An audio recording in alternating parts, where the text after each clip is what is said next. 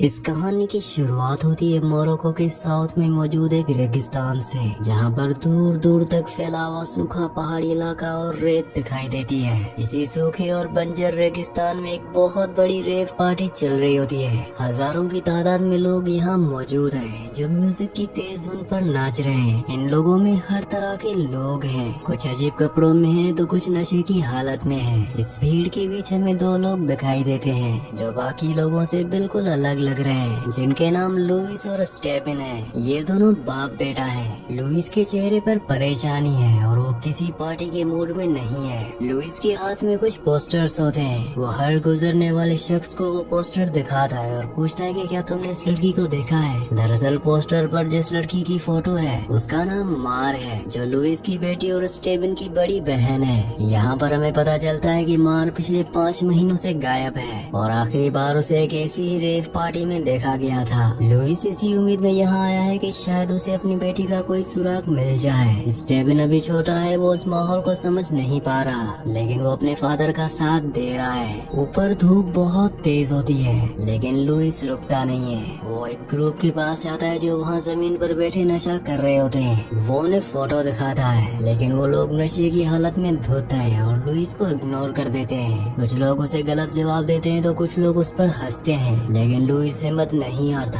वो पहाड़ी के ऊपर चढ़कर दूर तक लोगों को ढूंढने की कोशिश करता है।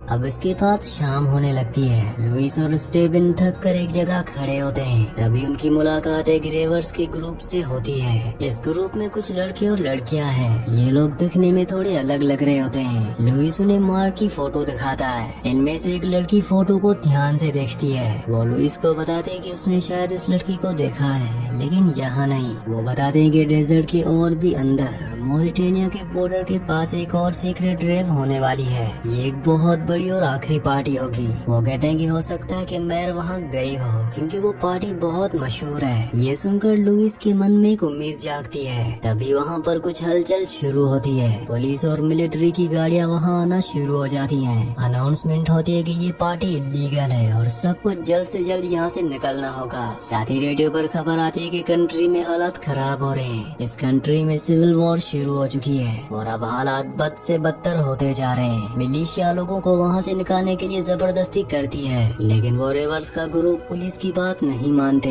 वो फैसला करते हैं कि वो वापस शहर नहीं जाएंगे, बल्कि आगे रेगिस्तान की तरफ जाएंगे उस सीक्रेट पार्टी के लिए। वो अपनी 2 बड़ी वैन्स में बैठते हैं और निकलने की तैयारी करते हैं। लुइस भी जल्दी से फैसला लेता है। वो सोचता है कि अगर मैर उस अगली पार्टी में है तो उसे भी वहाँ जाना होगा। लुइस अपनी पुरानी सी कॉम्पैक्ट वैन में स्टेफन और उनके कुत्ते को बिठाता है। रेवर्स लुइस को समझाते हैं कि आगे का रास्ता खतरनाक है और वॉर जोन बन सकता है। वो कहते हैं कि तुम वापस चले जाओ, ये बच्चे के लिए सही जगह नहीं है, लेकिन लुइस नहीं मानता। वो कहता है कि मैं अपनी बेटी के बिना नहीं जाऊंगा। आखिरकार वो ग्रुप मान जाता है और लुइस उनके पीछे अपनी गाड़ी लगा लेता है। वीडियो में आगे बढ़ने से पहले आप सबसे रिक्वेस्ट है कि आप में से बहुत सारे व्यूवर्स वीडियो तो देखते हैं, लेकिन चैनल को सब्सक्राइब नहीं करते और न ही वीडियो को लाइक करते हैं। तो आप सबसे रिक्वेस्ट है कि वीडियो को लाइक और चैनल को सब्सक्राइब लाजमी से कर दिया करें। अब इसके बाद ये तीनों गाड़ियाँ डेजर्ट के सुनसान रास्ते पर चल पड़ती हैं। यहाँ पर चारों तरफ सिर्फ सूखा और बंजर इलाका है। अब इसके बाद हमें गाड़ी के अंदर का मंजर दिखाया जाता है, जहाँ पर स्टेफन पीछे की सीट पर अपने कुत्ते के साथ बैठा है। रेडियो पर लगातार वॉर की खबरें आ रही होती हैं। खबर मिलती है कि बॉर्डर पर हमले शुरू हो गए हैं और हालात बहुत नाजुक हैं, लेकिन ये लोग दुनिया से कट चुके हैं। इनका मकसद सिर्फ उस पार्टी तक पहुंचना है।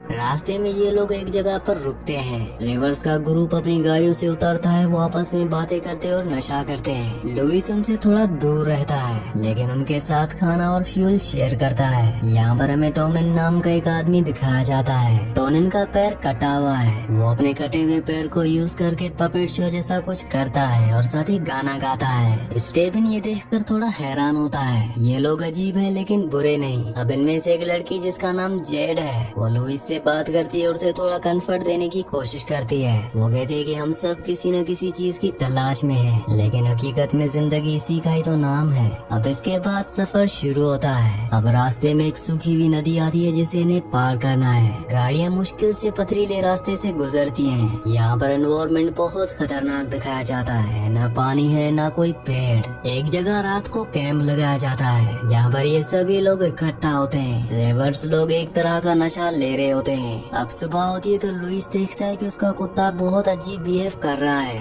उल्टियाँ कर रहा होता है और चल नहीं पा रहा। जिसके बाद पता चलता है कि रेवर्स ने नशा करने के बाद जो गंदगी की थी, कुत्ते ने गलती से उसे खा लिया था, क्योंकि उनके वेस्ट में उस नशे का असर था। तो इसी वजह से लुइस का कुत्ता बीमार हो गया है। इस बात पर लुइस को बहुत गुस्सा आता है, लेकिन वो कुछ नहीं कर सकता। वो ग्रुप के साथ मिलकर कुत्ते का इलाज करने की कोशिश करते हैं। जेड और बाकी लोग कुत्ते को पानी पिलाते हैं और उसका ध्यान रखते हैं। इस हादसे से लुइस और उस ग्रुप के बीच थोड़ी नजदीकी बढ़ती है, क्योंकि वो सब मिलकर उसके कुत्ते की मदद करते हैं। कुत्ता धीरे धीरे ठीक होने लगता है। अब इसके बाद सफर आगे बढ़ता है और अब रास्ता पहाड़ी हो जाता है। सड़क बहुत संकरी और कच्ची है। एक तरफ ऊंची पहाड़ी है और दूसरी तरफ गहरी खाई। आगे वाले रेवर्स की एक बड़ी वैन के टायर रेत और पत्थरों में बुरी तरह फंस जाते हैं। गाड़ी आगे नहीं बढ़ पा रही होती। सब लोग अपनी गाड़ियों से उतरते हैं। लुइस भी अपनी वैन से उतरता है। स्टेबिन और कुत्ता लुइस की वैन के अंदर ही बैठे रहते हैं। अब लुइस और बाकी सब मिलकर उस फंसी हुई वैन को धक्का देने लगते हैं। ये सब काफी जोर लगाते हैं और बहुत कोशिश करने के बाद वो वैन गड्ढे से निकल जाती है, जिससे सब लोग बहुत खुश होते हैं और सेलिब्रेट करने लगते हैं। लुइस भी राहत की सांस लेता है, लेकिन तभी लुइस की नजर पीछे जाती है। उसकी अपनी वैन जिसमें स्टेबिन और पीपा बैठे हैं, वो धीरे धीरे पीछे की तरफ लुढ़कने लगती है। ये देखकर लुइस घबरा जाता है। वो गाड़ी के पीछे भागता है। स्टेबिन अंदर से दरवाजा खोलने की कोशिश करता है, लेकिन गाड़ी लॉक हो चुकी होती है। गाड़ी तेजी से पीछे जाती है और सीधा पहाड़ी के किनारे से नीचे गिर जाती है। लुइस किनारे तक भागकर आता है, लेकिन तब तक बहुत देर हो चुकी होती है। गाड़ी हजारों फीट नीचे खाई में गिरकर चकनाचूर हो जाती है। एक बड़ा धमाका होता है और गाड़ी में आग नहीं लगती, लेकिन वो पूरी तरह क्रश हो जाती है। यहाँ पर पूरी तरह से सन्नाटा छा जाता है। लुइस वहीं जमीन पर गिर जाता है। लुइस पूरी तरह से टूट जाता है। वो चीखता है, रोता है, लेकिन नीचे से कोई आवाज नहीं आती। स्टेबन और उसके कुत्ते दोनों की मौके पर ही मौत हो गई। बाकी रेवर्स भी पूरी तरह से शॉक हो जाते हैं। जिस बेटे के साथ वो अपनी बेटी को ढूंढने निकला था, अब वो बेटा भी उसके हाथ से चला गया। इस हादसे के बाद लुइस पूरी तरह टूट जाता है। वो गहरे सदमे में चला जाता है। वो ग्रुप से बात करना बंद कर देता है। ग्रुप के लोग कोशिश करते हैं कि नीचे जाकर बॉडीज को निकाल लें, लेकिन नीचे खाई बहुत गहरी है। वो समझ जाते हैं कि अब कोई जिंदा नहीं बचा। तब लुइस अचानक उठता है और बिना किसी डायरेक्शन के रेगिस्तान में पैदल चलना शुरू कर देता है। उसे बिल्कुल भी होश नहीं होता कि वो कहाँ जा रहा है। धूप और गर्मी उस पर असर कर रही होती है, लेकिन उसे इसकी कोई परवाह नहीं होती। स्टेफ और जेड अपनी गाड़ी लेकर उसके पीछे आते हैं। वो उसे रोकने की कोशिश करते हैं। लुइस उनसे दूर हटने को कहता है, लेकिन वो लोग उसे अकेला नहीं छोड़ते। वो जबरदस्ती लुइस को गाड़ी में बिठाते हैं और उसे पानी पिलाते हैं। लुइस की आंखों में अब कोई उम्मीद नहीं बची है। बेटी गायब है और बेटा मर चुका है। रेवर्स का ग्रुप अब डिसाइड करता है कि वो वापस नहीं मुड़ सकते, क्योंकि पीछे वॉर जोन है और उनके पास फ्यूल बहुत कम है। उन्हें आगे ही बढ़ना होगा, शायद किसी बस्ती या मदद की तलाश में।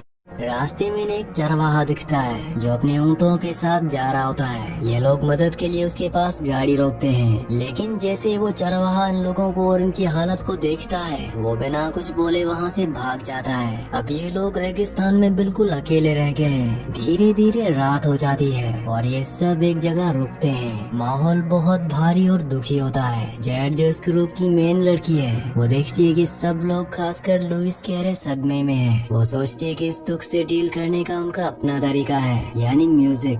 जेड अपनी गाड़ी से बड़े लाउड स्पीकर्स निकालती है। वो जनरेटर स्टार्ट करती है और डेजर्ट के बीच तेज टेक्नो म्यूजिक बजाना शुरू कर देती है। वो बाकी सबको कहती है कि उन्हें एक नशा लेना चाहिए ताकि वो इस दर्द को भुला सके। शुरू में सब चुप रहते हैं, लेकिन फिर एक एक करके सब उसकी बात मानते हैं। यहाँ तक कि लुइस जो अब तक सबसे अलग था, वो भी इस अजीब सिचुएशन में शामिल हो जाता है। म्यूजिक की आवाज पूरे रेगिस्तान में गूंज रही होती है। ये सीन बहुत ही अजीब होता है। एक तरफ मौत का दुख है और दूसरी तरफ तेज म्यूजिक। जेट, टोनिन और बाकी लोगों को नचाना शुरू करते हैं। वो आंखें बंद करके झूमते हुए रेगिस्तान में इधर उधर भटकने लगते हैं। ऐसा लगता है जैसे वो किसी और दुनिया में पहुंच गए हों। लुइस बस उन्हें देखता रहता है। उसका दिमाग अभी भी उस खाई में गिरे हुए अपने बेटे के पास है। जेट नाचते नाचते कैंप से थोड़ा दूर निकल जाती है। वो नशे में पूरी तरह मदहोश होती है। जिसके बाद हमें दिखाया जाता है कि जिस इलाके में ये लोग हैं वो एक पुराना माइन फील्ड है और की वजह से यहाँ जमीन के नीचे लैंड माइन्स बिछी हुई है जिसका इन लोगों को पता नहीं है। और जेट नाचते नाचते अनजाने में एक लैंड माइन के ऊपर पैर रख देती है।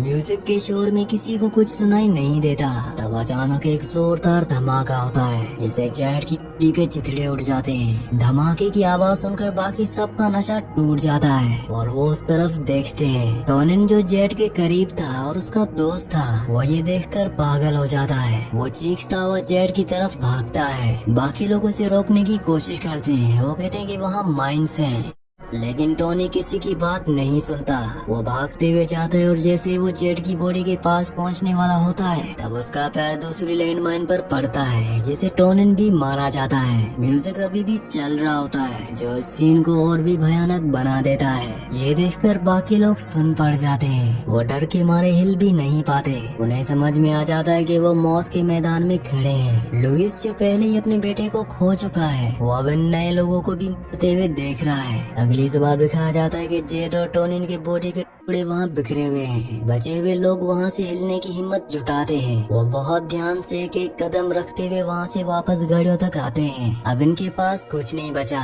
ना उम्मीद, ना खुशी, ना कोई मंजिल। जिस पार्टी के लिए वो निकले थे वो अब बेमानी लगती है। लुइस अपनी बेटी मार को ढूंढने निकला था लेकिन उसने अपना बेटा, अपना कुत्ता और अपने नए साथी खो दिए। आखिर में हम लुइस को देखते हैं। वो बिल्कुल अकेला महसूस कर रहा है। उसके चेहरे पर अब दुख से ज्यादा एक खालीपन है। जिसके बाद लुइस गाड़ी में बैठता है और वो आगे बढ़ने का फैसला करता है या शायद वहीं रुकने का। ये क्लियर नहीं होता। इस सीन के साथ इस मूवी का, इस कहानी का एंड हो जाता है।